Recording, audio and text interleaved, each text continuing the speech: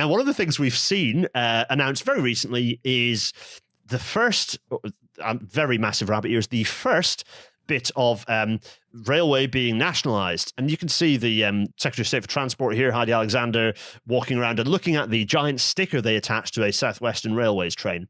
Now, I have some things to say about this. Firstly, I'm not too upset about the, let me be very clear, interim branding they're using. I don't mind that. That's fine.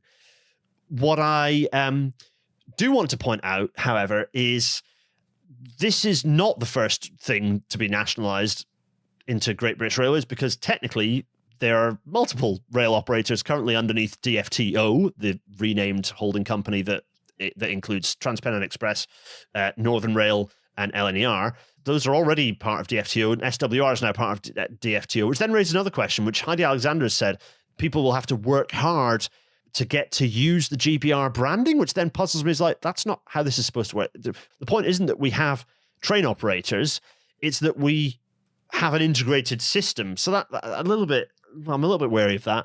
This is also even the SWR moment. It's like, well, all the train operators are currently classified by the ONS as publicly owned because of the level of, because the ONS was like, there is too much control over the contracts for this, so these can no longer be classified as fully private anyway. So it's not really that big a deal. It's the official, a railway company classified as public according to the ONS has now been classified as public according to Companies House. Big deal. Not a big deal. That doesn't mean to say this is not an important moment for a lot of people who are currently working hard behind the scenes to genuinely give us the right shape of railway industry and railway organization in the form of GBR. So this moment does have significance for those people.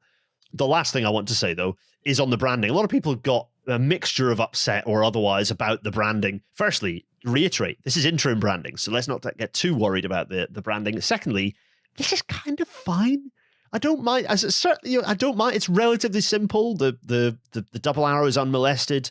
It's using a bold version of Rail Alphabet, what I believe might actually be Rail Alphabet 2.1 or Rail Alphabet 3, depending on what they end up calling it.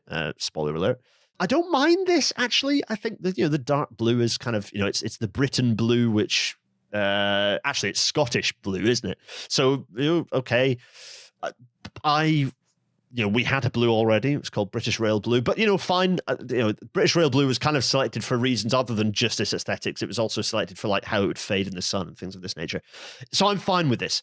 So the way I want to conclude on this is, it's not a bad thing that this is happening, but it's very tiny baby steps, and some of the language around it I'm worried about, particularly the idea of train operators continuing to exist as an autonomous entity. That does worry me. So watch this space. Great British Railways is coming, but will it be the right thing for the railways? And does it constitute what we need? Well, it certainly doesn't at the moment. We are a long way from Treasury agreeing to that.